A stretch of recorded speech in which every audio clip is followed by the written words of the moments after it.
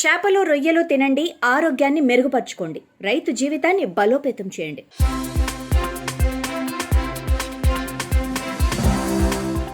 FN వీక్లీకి స్వాగతం. ముందుగా ముఖ్యాంశాలు.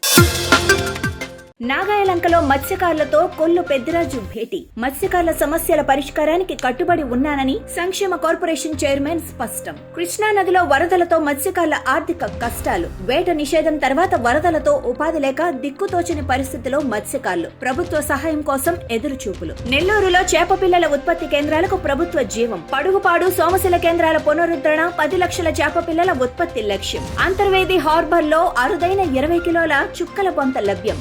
8,200కి అమ్ముడైన అరుదైన చేప. దుబాయ్ మార్కెట్ లో అమోర్ ఫిష్ గా డిమాండ్. బియ్యపు తిప్పలో ఫిష్ ల్యాండింగ్ సెంటర్ ప్రాజెక్టుకు ప్రభుత్వం సానుకూల స్పందన. సముద్ర తీర మత్స్యకారులకు ఉపాధి సౌకర్యాల పెంపుతో ఆర్థిక వ్యవస్థకు కొత్త ఊపునిచ్చే అవకాశం. ఇక ప్రధాన వార్తల్లోకి వెళితే, నాగాయలంకలో మత్స్యకారులతో సమావేశమైన మత్స్యకారుల సంక్షేమ కార్పొరేషన్ చైర్మన్ కొల్లు పెద్దిరాజు మత్స్యకారుల సమస్యలు పరిష్కరించడానికి కట్టుబడి ఉన్నానని స్పష్టం చేశారు. కేంద్ర రాష్ట్ర పథకాలు ప్రతి మత్స్యకారునికి చేరేలా కృషి చేస్తానని హామీ ఇచ్చారు. వరదల వల్ల ఉపాధి కోల్పోయిన కుటుంబాలకు సహాయం అందేలా ప్రభుత్వానికి నివేదిస్తా అన్నారు. మత్స్య సంపద ఉన్న ప్రాంతాల్లో శీతలీకరణ కేంద్రాలు, ప్రతి నియోజకవర్గంలో ఆక్వా ల్యాబులు ఏర్పాటుకు కృషి చేస్తానని చెప్పారు. సంఘ నేతలు, స్థానిక నాయకులు ఈ సమావేశంలో పాల్గొని తమ సమస్యలు వివరించారు. కృష్ణా నదిలో వరదల బీభత్సం 3 నెలలుగా కొనసాగుతుండటంతో నది పక్కన ఉన్న మత్స్యకార గ్రామాలు తీవ్రంగా దెబ్బతిన్నాయి. అవనిగడ్డ నియోజకవర్గంలోని కృష్ణా నది పరివాహక ప్రాంత గ్రామాల్లో దాదాపు 1,500 మత్స్యకార కుటుంబాలు పూర్తిగా ఉపాధి కోల్పోయి కష్టాల్లో కూరుకుపోయి. ఏప్రిల్ 14 నుంచి జూన్ 14 వరకు వేట నిషేధం కారణంగా 61 రోజులు వేట నిలిపివేశారు. నిషేధం ముగిసిన వెంటనే వేట ప్రారంభించాలని ఉత్సాహంగా ఎదురు చూస్తుండగా జూన్ చివరి వారం నుంచే వరదలు రావడంతో పడవలను ఒడ్డుకు చేర్చి లంగర్లు వేయాల్సి వచ్చింది. ప్రభుత్వం వేట నిషేధ భృతిని 10,000 నుంచి 20,000కు పెంచినా వరదల ప్రభావంతో ఆనందం కూడా లేకుండా పోయిందని మత్స్యకారులు వేదన వ్యక్తం చేస్తున్నారు. చేపల వేటే మా జీవనం. వరదలతో పడవలను నిలిపి వేట లేక అప్పులు చేయాల్సిన పరిస్థితి వచ్చింది. ప్రభుత్వం మాకి కష్ట సమయంలో సహాయం చేయాలి అని మత్స్యకారుడు కర్రి నరసింహారావు ఆవేదన వ్యక్తం చేశారు. ఫిష్ కాన్ సంస్థ వ్యవస్థాపకులు అర్జీలీదాసు అధ్యక్షతన ఫిషర్ పోక్ ఫౌండేషన్ సహకారంతో శ్రీహరిపురం ఫిష్ మార్కెట్ లో 55 మంది మత్స్యకార మహిళలకు రెజ్యూమ్ షీట్లు పంపిణీ చేశారు. ఈ సందర్భంగా ఫిష్ కాన్ సంస్థ డైరెక్టర్ అర్జీలీదాసు మాట్లాడుతూ, మార్కెట్లో చేపలు ఆకర్షణీయంగా కనిపించడానికి రెజ్యూమ్ షీట్లు దోహదపడతాయని తెలిపారు. మత్స్యకార మహిళల సంక్షేమ అభివృద్ధి కోసం ఫిష్ కాన్ సంస్థ పలుమార్లు కూటమి ప్రభుత్వానికి వినతి పత్రాలు అందించామని మహిళలను ఉద్దేశించి గుర్తు చేశారని పేర్కొన్నారు. ఈ కార్యక్రమంలో ఫిషర్ పోక్ ఫౌండేషన్ సంస్థ సభ్యులు, ఫిష్ కాన్ రాష్ట్ర డైరెక్టర్లు పేర్ల సత్యారావు, ఉమ్మడి దేవుడు, మడు నూకమ్మ తదితరులు పాల్గొన్నారు. మచిలీపట్నం పెడన తీర ప్రాంతాల్లో ఆక్వా సాగు వేగంగా పెరుగుతున్నా అనేక చెరువులు ఇంకా నమోదు కాలేదు. ఫలితంగా ప్రభుత్వం అందిస్తున్న విద్యుత్ రాయితీలు, కేంద్ర రాష్ట్ర పథకాల లబ్ధి రైతులకు చేరటం లేదు. కోస్టల్ ఆక్వాకల్చర్ అథారిటీ, రాష్ట్ర ఆక్వాకల్చర్ అథారిటీ మార్గదర్శకాలకు అనుగుణంగా చెరువులను నమోదు చేయకపోతే రైతులు అన్ని రకాల సబ్సిడీలను కోల్పోవలసి వస్తుందని మత్స్యశాఖ అధికారులు హెచ్చరిస్తున్నారు. ఇప్పటికే కొన్ని మండలాల్లో నమోదు ప్రక్రియ ప్రారంభమైందని, అందరూ రైతుల అవగాహనతో ముందుకు వచ్చి చెరువులను తప్పనిసరిగా నమోదు చేసుకోవాలని మచిలీపట్నం మత్స్యశాఖ అభివృద్ధి అధికారి ఎండి సాలేహా విజ్ఞప్తి చేశారు. కాకినాడ జిల్లా ముమ్మిడివరంలో ఆక్వా రైతుల సమస్యలను ఎదుర్కొంటున్నారు. ప్రభుత్వం ఏర్పాటు చేసిన ఆక్వా ల్యాబ్లు సిబ్బంది కొరతతో సరిగా పనిచేయకపోవడంతో రైతులు రొయ్య పిల్లలలో వ్యాధులు ఉన్నాయా, నీటి నాణ్యత ఎలా ఉంది అనేది తెలుసుకునే అవకాశం లేక నష్టపోతున్నారు. మట్టి, నీరు, బ్యాక్టీరియా పరీక్షలకే పరిమితమై వైరస్, యాంటీబయోటిక్, ఫీడ్ నాణ్యత వంటి కీలక పరీక్షలు అందుబాటులో లేవు. దీంతో రైతులు వేలు ఖర్చు చేసి ప్రైవేట్ ల్యాబ్లను ఆశ్రయించాల్సి వస్తోంది. నాణ్యత లేని పిల్లలు చెరువుల్లో వదిలితే నష్టాలు తప్పవని నిపుణులు హెచ్చరిస్తున్నారు. ప్రభుత్వ ల్యాబ్లు పూర్తి స్థాయిలో పనిచేయాలి. సంచార ల్యాబ్లు కూడా ఏర్పాటు చేయాలని రైతులు కోరుకుంటున్నారు. సోంపేటలో మత్స్యకారుల జీవనోపాధి కష్టాల్లో కూరుకుపోయింది. తెల్లవారుజామున సముద్రంలోకి వెళ్లి గంటల తరబడి వేట సాగించినా చేతిలో మిగిలేది ఒక్కొక్కరికి 60 రూపాయలు మాత్రమే అని మత్స్యకారులు వాపోతున్నారు. ఇంజిన్ బోట్ల పరిస్థితి మరింత దుర్భరంగా మారింది. 10,000 రూపాయల డీజిల్ ఖర్చు పెట్టినా దొరికే చేపల విలువ 4,000కు చేరటం లేదు. ఫలితంగా వందల్లో పడవలు తీరంలో ఖాళీగా నిలిచిపోయాయి. వాతావరణ మార్పులు, తుఫాన్లు, అల్పపీడనాల దెబ్బకు 6 నెలలుగా మత్స్యకారులు సముద్రం వైపు వెళ్లలేకపోతున్నారు.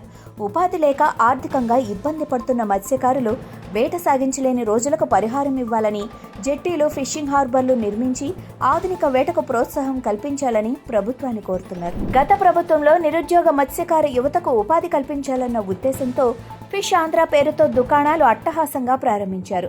కానీ క్షేత్రస్థాయిలో ఫలితాలు శూన్యం. గణపవరం, ఉంగుటూరు, భీమడోలు, నిడమర్రు వంటి మండలాల్లో కోట్ల రూపాయలు ఖర్చు చేసి నిర్మించిన దుకాణాలు ఇప్పుడు మూతపడిపోయాయి. స్థానిక నేతల ప్రోద్బలంతో కొంతకాలం నడిచినా రాయితీలు తీసుకుని లాభాలు పంచుకొని దుకాణాలు సర్దేశారు. ప్రజాధనం వృధా కాగా మత్స్యకార యువతకు మాత్రం ఉపాధి దూరమైంది. అధికార పార్టీ నేతల పథకాన్ని ఆదాయ వనరులుగా మార్చుకోవడంతో ఫిష్ ఆంధ్ర క్షేత్రస్థాయిలో పూర్తిగా విఫలమైంది. కొత్త ప్రభుత్వం సరైన మార్గదర్శకాలతో ఈ దుకాణాలను పునరుద్ధరించి నిజమైన లబ్ధిదారులకు అవకాశాలు కల్పించాలని మత్స్యకారులు డిమాండ్ చేస్తున్నారు.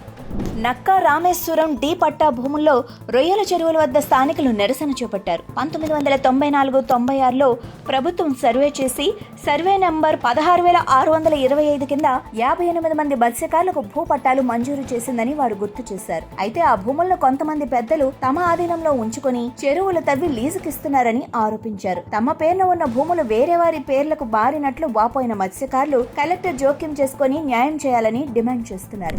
రాష్ట్రంలో మొత్తం 7 మత్స్య క్షేత్రాలు ఉండగా వాటిలో 4 రాయలసీమలోనే ఉన్నాయి. విషయం ఏంటంటే అనంతపురం జిల్లాలో 2 మత్స్య క్షేత్రాలు ఉండటం. ఈ ఏడాదే అనంతపురం మత్స్యక్షేత్రం చిరు చేప పిల్లల ఉత్పత్తిలో లక్ష్యాన్ని అధిగమించడం గర్వకారణం. నీటి తొట్టెల్లో ఆడు చేపలకు సూదులు వేసి గుడ్లు సేకరించి 3 రోజుల్లో పిల్లలను తయారు చేసి ఇతర జిల్లాలకు సరఫరా చేస్తున్నారు. అనంతపురం క్షేత్రం నుంచి 2.33 కోట్లు చిరుచేప పిల్లల ఉత్పత్తి కాగా తిరుపతి, భైరవాని తిప్ప, PABR ప్రాజెక్టులకు లక్షల సంఖ్యలో పంపిణీ చేశారు. అలాగే ఎంపీఆర్ డ్యాం క్షేత్రం నుంచి 2.85 కోట్ల పిల్లల ఉత్పత్తి చేసి కడప, తిరుపతి జిల్లాలకు సరఫరా చేశారు. ఈ విజయాలతో రాయలసీమ మత్స్య క్షేత్రాలు రాష్ట్ర ఆక్వా రంగానికి బలాన్ని అందిస్తున్నాయి. నెల్లూరు జిల్లాలో పాడైపోయిన చేప పిల్లల ఉత్పత్తి కేంద్రాలకు మళ్లీ జీవం పోస్తోంది కూటమి ప్రభుత్వం. కోవూరు మండలం, పడుగుపాడు అనంతసాగరం మండలం సోమశిల కేంద్రాలు గతంలో బాగా పనిచేసిన దశాబ్దం పాటు నిర్లక్ష్యం కారణంగా శిథిలావస్థకు చేరాయి. ఇప్పుడు మత్స్యశాఖ అధికారులు మరమ్మతులు చేపట్టి 10 లక్షల చేప పిల్లల ఉత్పత్తి లక్ష్యంగా పెట్టుకున్నారు. గుంటలు సరిపోకపోవడంతో జిమ్మిపాలెంలో పొలం లీజుకు తీసుకుని కూడా ఉత్పత్తి కొనసాగిస్తున్నారు. ఉత్పత్తి చేసిన చేప పిల్లలను సోమశిల, కండలేరు, సర్వేపల్లి, కనిగిరి రిజర్వాయర్లలో వదిలి లైసెన్స్ ఉన్న మత్స్యకారులకు జీవనోపాధి కల్పించనున్నారు. లైసెన్స్ ఉన్న వారికే చేపలు పట్టే హక్కు ఉండగా బయట వ్యక్తులు పట్టుకుంటే కఠిన చర్యలు తప్పవని అధికారులు హెచ్చరిస్తున్నారు. ఆంధ్రప్రదేశ్ ఆక్వా పరిశ్రమ దేశానికి గర్వకారణమని కేంద్ర మంత్రి భూపతిరాజు శ్రీనివాస్ వర్మ స్పష్టం చేశారు. ఢిల్లీలో రాష్ట్ర ఆక్వా ఎగుమతిదారులతో భేటీ అయిన ఆయన అమెరికా టారిఫ్ల కారణంగా వస్తున్న ఇబ్బందులపై ఓపెన్ హౌస్ నిర్వహించి ఎగుమతిదారులు, రైతుల సమస్యలను నేరుగా విన్నారు. ఆ సందర్భంగా ఆయన మాట్లాడుతూ కేంద్ర రాష్ట్ర ప్రభుత్వాలు కలిసి ఆక్వా రంగాన్ని మరింత బలోపేతం చేసి ఎగుమతులు పెరగటానికి, రైతుల ఆదాయం మెరుగుపడేలా పూర్తి సహకారం అందిస్తామని హామీ ఇచ్చారు. అనకాపల్లి రాజయ్యపేటలో హోంమంత్రి అనిత కారును మత్స్యకారులు అడ్డుకున్నారు. బల్క్ డ్రగ్ పార్క్ ఏర్పాటుకు వ్యతిరేకంగా వందలాదిగా రోడ్డెక్కి గట్టిగా నినాదాలు చేశారు. మా బతుకులు కాపాడాలి, డ్రగ్ పార్క్ వద్దు అంటూ స్పష్టమైన హామీ ఇవ్వాలని మంత్రి అనితను డిమాండ్ చేశారు. చివరకు మంత్రి వారిని సర్ది చెప్పి అక్కడి నుంచి వెళ్లిపోయారు. ఈ సమస్యను పరిష్కరించుకునేందుకు రాజకీయాలకు అతీతంగా ఒక కమిటీని ఏర్పాటు చేసుకుంటే త్వరలో CM Chandrababu Naidu, deputy CM Pawan Kalyan వద్దకు తీసుకెళ్తానని హామీ ఇచ్చారు. హోంమంత్రి అనిత కార్ డోర్ తీసి మత్స్యకారులు, అమాయకులు వారిపై ఎటువంటి తొందరపాటు చర్యలు తీసుకోవద్దని పోలీసులకు ఆదేశాలు జారీ చేశారు. కమిటీ ఏర్పాటై సీఎం, డిప్యూటీ సీఎం వద్దకు తీసుకెళ్లేంత వరకు బల్క్ డ్రగ్ పార్క్ పనులు ఆపేస్తానని హామీ ఇవ్వడంతో రాజయ్యపేట మత్స్యకారులు అడ్డుతొలిగారు. జైల్లోంచి బయటపడతామనుకోలేదు, జీవితమంతా అక్కడే గడుస్తుందనుకున్నాం అని కన్నీళ్లు పెట్టుకున్నారు శ్రీలంక జైలు నుంచి విడుదలైన కాకినాడ మత్స్యకారులు. ఆగస్టు 3న వేటకు వెళ్లి దారి తప్పి శ్రీలంక జలాల్లోకి వెళ్లిన వీరు జాఫ్నా జైలులో 54 రోజులు నిర్బంధంలో ఉన్నారు. అక్కడ వేలాది తమిళనాడు మత్స్యకారులతో కలిసి ఉండాల్సి రావడంతో భయాందోళనకు గురయ్యారు. కానీ ఇండియన్ ఎంబసీ, ముఖ్యమంత్రి చంద్రబాబు, ఎంపీ సానా సతీష్ బాబు కృషితో చివరికి విడుదలయ్యారు. ప్రస్తుతం సముద్ర మార్గంలో పాండిచ్చేరి సమీపం నుంచి కాకినాడకు తిరుగు ప్రయాణం చేస్తున్నారు. మా బతుకులు కాపాడిన ప్రతి ఒక్కరికి కృతజ్ఞతలు అంటూ మత్స్యకారుల కుటుంబాలు ఆనందం వ్యక్తం చేస్తున్నాయి. నాగాయలంక ఎండు చేపల మార్కెట్ ను మత్స్యకారుల సంక్షేమ అభివృద్ధి కార్పొరేషన్ చైర్మన్ కొల్లు పెద్దిరాజు సందర్శించారు. ఈ సందర్భంగా మహిళలు ఎండు చేపల తయారీలో ఎదుర్కొంటున్న ఇబ్బందులను ఆయన దృష్టికి తీసుకెళ్లారు.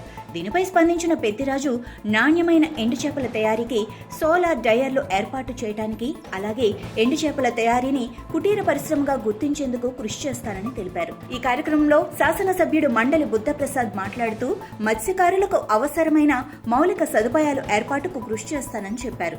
ఈ సందర్శనలో మత్స్యకార సహకార సంఘ అధ్యక్షుడు కొక్కిలిగడ్డ నాగరమేష్, మత్స్యశాఖ జేడీ అయ్యా నాగరాజు, స్థానిక నాయకులు, మత్స్యకారులు తదితరులు పాల్గొన్నారు. Antarvedi Pallepalem mini fishing harbour లో ఈ రోజు అరుదైన దృశ్యం కనపడింది. అనకాపల్లి జిల్లా నక్కపల్లికి చెందిన ఒక మత్స్యకారుడి వలలో 20 కిలోల బరువున్న చుక్కల బొంత చేప చిక్కింది. ఈ చేప స్థానిక మార్కెట్లో 8,200 రూపాయలకు అమ్ముడైంది. గ్రూపర్ గా కూడా పిలిచే ఈ చేపకు అంతర్జాతీయ మార్కెట్లో భారీ డిమాండ్ ఉంది. దుబాయ్ లో అమోర్ ఫిష్ గా పిలువబడే ఈ చేపకు కిలోకు 1000 వరకు ధర పలుకుతుందని మత్స్యకారులు చెబుతున్నారు. గత 8 ఏళ్లుగా హైదరాబాద్ నుంచి ఈ చేపలను దుబాయ్ కు ఎగుమతి చేస్తున్నారు. ఈ జాతి ఉత్పత్తి పెంచడానికి చెన్నై, విశాఖ మెరైన్ రీసెర్చ్ కేంద్రాలు సిమెంట్ దిమ్మలలో గుడ్లను ఉంచి సముద్రంలో పెంచే ప్రయోగాలు చేసినా ఆశించిన ఫలితాలు సాధించలేకపోయాయి. ఆలివ్ రిడ్లీ తాబేళ్లు ఈసారి శ్రీకాకుళం జిల్లా తీరాన్ని ముందుగానే పలకరించాయి. సాధారణంగా ఈ తాబేళ్లు జనవరి నుంచి ఏప్రిల్ వరకు తీర ప్రాంతాలకు వచ్చి గుడ్లు పెట్టి తిరిగి సముద్రంలోకి వెళ్తుంటాయి. అయితే ఈసారి అక్టోబర్ నెలలోనే తాబేళ్ల రాక ప్రారంభమైంది. మత్స్యకారులు కొన్నింటిని తీరానికి చేరి గుడ్లు పెడుతూ గమనించడంతో వెంటనే ట్రీ ఫౌండేషన్ ప్రతినిధులకు సమాచారం అందించారు. ఫౌండేషన్ సిబ్బంది అటవీ శాఖతో కలిసి గుడ్లను సేకరించి భద్రపరిచే చర్యలు చేపట్టారు. ఆలివ్ రిడ్లీ తాబేళ్లు ప్రతి సంవత్సరం తూర్పు తీరంలో గుడ్లు పెట్టే సాంప్రదాయాన్ని కొనసాగిస్తాయి. ఈసారి ముందస్తు రాక వాతావరణ మార్పులు, సముద్ర ఉష్ణోగ్రతలో తేడాల కారణంగా జరిగి ఉండొచ్చని నిపుణులు అంచనా వేస్తున్నారు. సముద్ర జీవ వైవిధ్యానికి సంకేతమైన ఈ తాబేళ్ల రాకతో శ్రీకాకుళం తీర ప్రాంతం మళ్లీ జీవంతో కళకళలాడుతోంది.